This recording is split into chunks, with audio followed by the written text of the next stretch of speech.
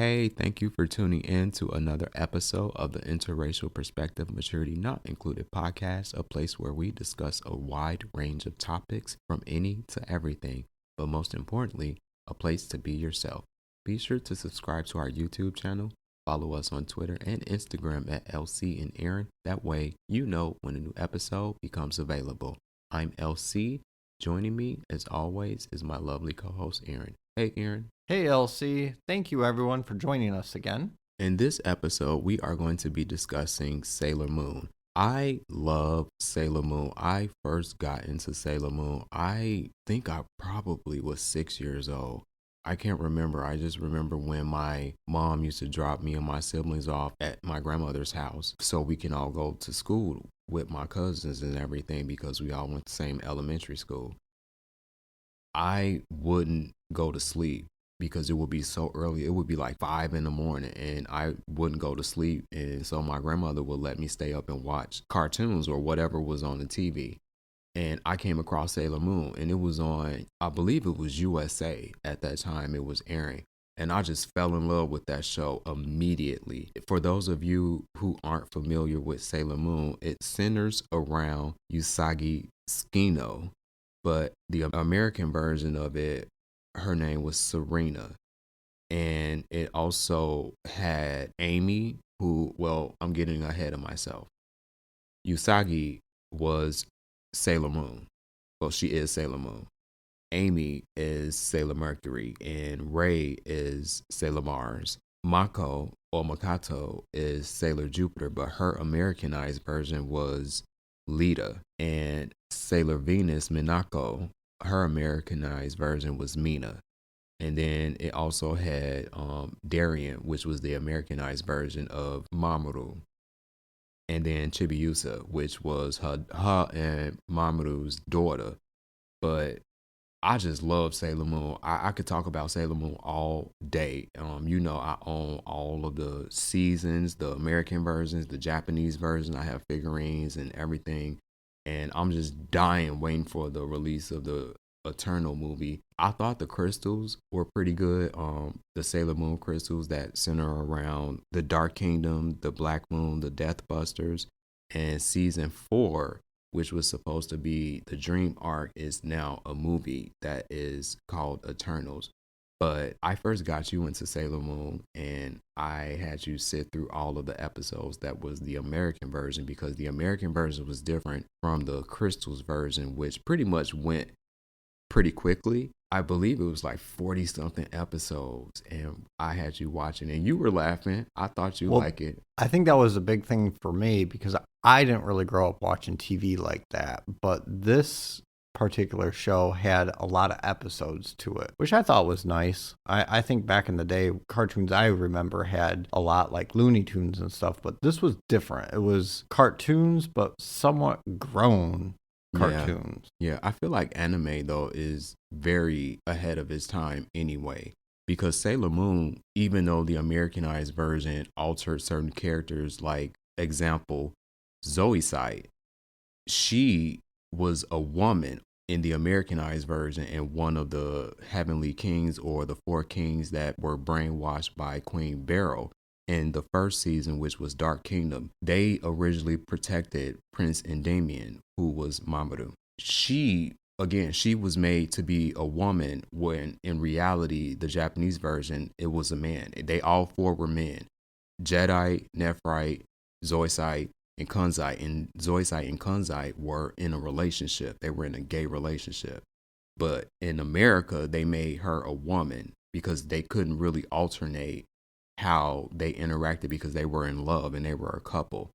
And I just think that it was well ahead of its time for that age because I wouldn't have known that. And well, I didn't find that out until my adulthood because that's when I got the Japanese version and uncut version and everything.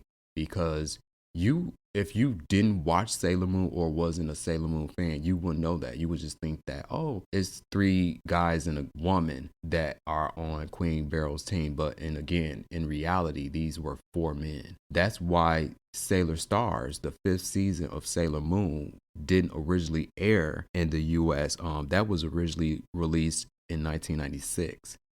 and it didn't air in America. And if I'm not mistaken, it just was made available on Hulu in 2019. And that was because it had starlights who were transsexuals or transgender. I'm not sure. I apologize. I'm not sure if I'm using the correct term, but they were men during the day. They were like a rock band, but they were also Sailor Scouts or Sailor Stars. They transformed into women. And that's why it didn't air in America. Because again, Sailor Moon was well ahead of its time. And so did they skip that whole portion of it in America? yeah, because so the season 1 was the Dark Kingdom, and that was when Sailor Moon and the Sailor Scouts, Sailor Mars, Sailor Mercury, Sailor Venus, Sailor Jupiter, they fought against Queen Beryl, Jedi, Nephrite, Zoisite, and Kunzite, who also were brainwashed and the servants of Prince Endymion. Season 2 was the Black Moon, which was based off of the Death Phantom. He brainwashed Prince Diamond, Sapphire, Rubius, Emerald. They all were hesitant and suspicious of the Death Phantom, or I think he was calling himself Wise Man. Yeah, he was Wise Man at that time. And he was just the Death Phantom and banished to like the outer space or the outer regions or something by Queen Serenity, who is Sailor Moon in the future. Does that all make sense? Yeah, no, and it helped that when you introduced me to it, you were able to explain this as I watched it. Because if I'm not mistaken, I actually watched part of the Japanese version first, and then you showed me the Americanized, and then we went back and watched all of the Japanese version, which I truthfully liked much better. And I think you could say the same. Yeah, I love it better because it's uncut and it shows you support, I guess, to the LGBT community and the fact that they were just very inclusive, well ahead of its time. Like, it wasn't an issue to have the Starlights, like, what were their names? I think it was Starfighter, Star Healer, Star Maker. They were Starlights and they were men by day. Well, I wouldn't say by day, like all the time, but they were transformed into women when they had to fight people, because the villain with that was Sailor Galaxia, who was the ultimate Sailor Scout. She consumed chaos. I haven't watched that in so long because I've just been rewatching the Crystals and waiting for Eternal to be released, which I love the Crystal versions because they go so quickly, and I love that in the American version will extend the episodes. Like, they would do a lot of filler episodes, but the Crystals that was released on Hulu, which had the Japanese version at first, it had more action and quick to the point. For example, the Deathbusters, which was season 3, they had fought Eugil, who was Sailor Mars's nemesis. They fought Tulu, which was Sailor Jupiter's nemesis. They fought Vilu. I'm not sure if I'm pronouncing her name right, but she was Sailor Mercury's rival. And then they fought Mimet, who was Sailor Venus's rival. And they also fought Spren and Pito, who was, in a sense, Sailor Moon's rival. But she was the most powerful and level 999, so 999. Eugil, who Sailor Mars' rival was, she was level 70 or 78. She was level 78. And Mehmet was level 40. And Valu was level 202, 202. And Tulu was level 404. But my thing is that it seemed like in Sailor Moon, the villains, they always lose because they never work together. Like, they always fought the Sailor Scouts individually. Eugil fought Sailor Mars, but then the rest of the Sailor Scouts came to her rescue, while the rest of the Witches 5, which is the women I just named, they sat on the sidelines and watched her get jumped by the Sailor Scout. So if they all pulled together because... Well, it didn't show a lot of actual like teamwork on their end. Yeah. Whereas they would actually get it so that the Sailor Scouts... Yeah, Sailor Scouts. ...actually worked together. But I did want to hit on a point that you mentioned. I actually liked in that they had a lot of like, I don't want to say, nemesis for each sailor. So there was one that was like specific to what a Sailor Scout was, that they would have to fight. And I actually liked that because even though the show was really centered around Sailor Moon, it wasn't. It was about the Scouts kind of protecting her. At the same token, it showed that they worked together, and they all had somebody that they fought against, or there was always an equal or somebody on the other side, which is kind of real. I also wanted to point out that I liked that they didn't seem to be apologetic for how they were. It was just normal. So when you watch the show, there wasn't a lot of like, oh, this is what it is, this is why we're doing this. It was just a normal show, and anybody from any kind of realm or background could watch it and just feel comfortable watching this show. Yeah, it was very inclusive. It was about women's empowerment or girls' empowerment. It included LGBT characters. It was just a lot. And it showed you that they could work as a team. Back to your point about the nemesis, I did love that too, because every season they had a nemesis. Like in season 1, The Dark Kingdom, Sailor Mercury's nemesis was, I believe it was Nephrite. I believe it was Nephrite. And Sailor Mars, who is Rey, her nemesis was Jedi. But in the comics, these were also their counterparts. Like they were the princesses, these were the princes, and it was King Endymion and Queen Serenity. I could be wrong and have mixed up. I haven't like watched like read the like animes or the like relationship, but I thought they were the counterparts and like in love, because that's how they hinted it at in Sailor Moon Dark Kingdom when Sailor Venus came, because you know she's the leader of the team actually. Then it's Sailor Mars. They make it seem like Sailor Moon is the leader, but she's the leader technically, but Sailor Venus is the one who leads the Sailor Scouts and calls the shots. But also, no, I think Nephrite was Sailor Jupiter's counterpart in Is that the one that guarded the gate? No, that's Sailor Pluto. That's Pluto. one I liked. I really liked Pluto, but I also wanted to mention on that for the power cycle of things is, and it always goes back to the episode that I think I really liked and I think you really got me into, which was the one that awakened in the lady. It was in a later Mistress 9. Yeah, because then they had the actual I think it was a Sailor Scout that was like really powerful. Sailor Saturn. That came out to beat them. And I thought, okay, at least they keep it consistent. So no matter what it was, if one was more powerful, there was always a more powerful one on the Scout. Even Pluto, is that who we just talked Sailor about? Pluto. She was very powerful, yeah. But it wasn't like they tried to overstep the Queen or Sailor Moon. It was, they knew what they had to do and protect. I think that was what I liked the most about the show, was it set up. There's, I don't want to say roles, that might not be the right term, but a system that worked for these scouts and to protect things. And anytime there was a stronger bad guy or nemesis, there was also another stronger Sailor Scout that would awaken.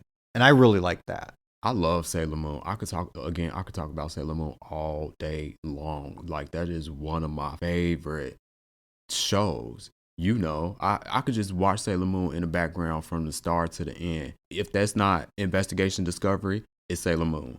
If it's not that, it's like Supernatural or something like that. But if I had to choose anything, it will always be Sailor Moon. Because Sailor Moon is just, I love it. It is everything to me, because again, back to the whole rival thing, I like that too. And I think that's why season 3, The Death Busters, that was my favorite season. But it shows you that evil won't win because they can never work together.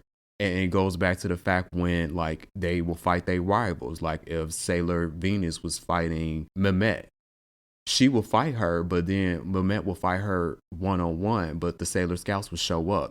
The rest of the Witches 5, they wouldn't help. They would like stand on the sidelines and watch them get vanquished. And they showed that in, I think it was the 3rd episode of Crystals, when Sailor Mars started fighting Yu-Jill, and the Sailor Scouts came and helped her.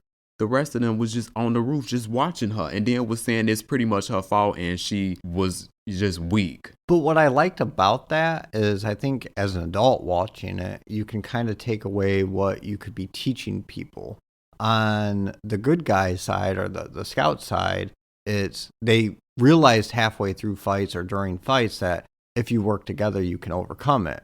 Whereas on the bad guy side, it was more of, well, I'm more powerful. I can take them and I'm going to prove you that I can do it. And then they'd lose. And it's like, okay, at some point you're going to say, hey, maybe I can't take them by myself and help me out here. And nobody ever did that on the bad guy side. It was always like, okay, we'll wait until you get your ass whooped and then it's my turn. Just because I'm stronger and I can do it. Yeah, because my favorite episode right now is when they fought against Spring and Pito. She was whooping on all of them. The only reason they beat her is because Sailor Moon awakened the chalice with Chibiusa or Sailor Chibiusa and Tuxedo Mask. She was whooping on them. So if you imagine, she was level 999. If they all work together, Spring, Talou, Vilou, Eugil, Mehmet, they probably would have been able to beat the Sailor Scouts because Spring, she was beating on Sailor Pluto, Sailor Uranus, and Sailor Neptune. And then that's when the Sailor Mars, Venus, Mercury, Jupiter, and Sailor Moon came. She still was whooping on all of them by herself. And that's why I say if they worked together, the evil people, they probably would have overpowered Sailor Moon. But again, like you said, it will always show there's a more powerful good out there because Sailor Saturn awakened when they were at their most vulnerable. So, which that was one of the best episodes, I think. Yeah, that was the one too. I do have to say, and because you got me into that show, I would recommend if you get into it, or you probably already do if you're into the show anyways, but I always liked the Japanese version. I love it. With the actual, just if you don't understand it, putting the subtitles on, because I felt like the American version cut out a lot of the wordage that went along with the actual shows, and it made it easier to get into. Listen to what I would deem the original. Yeah, because again, one of the first seasons, the extended Americanized version, they cut out the scene where she spanked Chibiusa. And they cut out the scene where Chibiusa had wet the bed.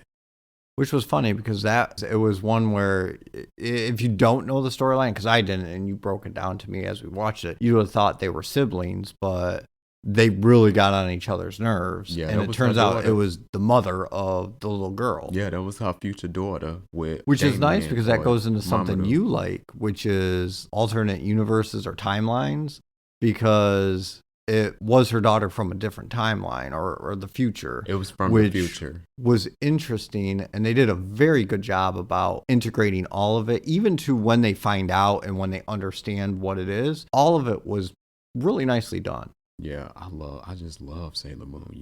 I could talk about it all day, but we're going to wrap this episode up, and I'm sure we'll be doing a Sailor Moon part 2 or something because I like to dissect it. And, again, season 3, The Death Busters, was my favorite season.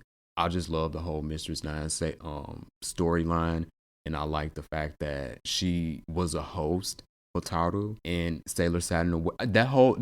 All of that, like the whole battle scenes, them fighting them one-on-one, Kaori Knight and Professor Tomei, and yeah. I do have to ask though, because I don't know offhand, and I think you may, is how many seasons are there of it? Technically, there's like 5 seasons of it. The original American and Japanese extended episodes, it was 5 seasons. Sailor Moon, Sailor Moon R, Sailor Moon S, Sailor Moon Super S, and then Sailor Moon Stars. And then the American, or the Crystals, which was based off the Magna, is 3 seasons right now. It has Sailor Moon Crystals, and then, which was the Dark Kingdom, then Sailor Moon Black Moon, and then Sailor Moon Death Busters, which were all crystals. And then they were supposed to release the 4th one, which was the Dream Arc, but they renamed that to Eternal. And there also are Sailor Moon movies, which I have. They fought the Ice Queen, and they fought against, who was it? The Rose guy. What was his name? See, I'm not good with names on that. But he was like a friend of Mamoru's, and he came back.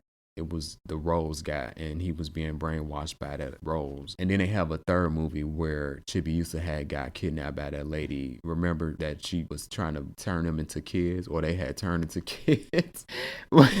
See, I could just keep going on and on, but I'm going to wrap this up. Is there anything you would like to add, Aaron? No, other than I really think people should go out and give it a chance. It's a very good show. And with that said, thank you for tuning in to another episode of the Interracial Perspective Mature Maturity Not Included podcast, a place where we discuss a wide range of topics. And as always, stay safe, stay positive, and be true to yourself.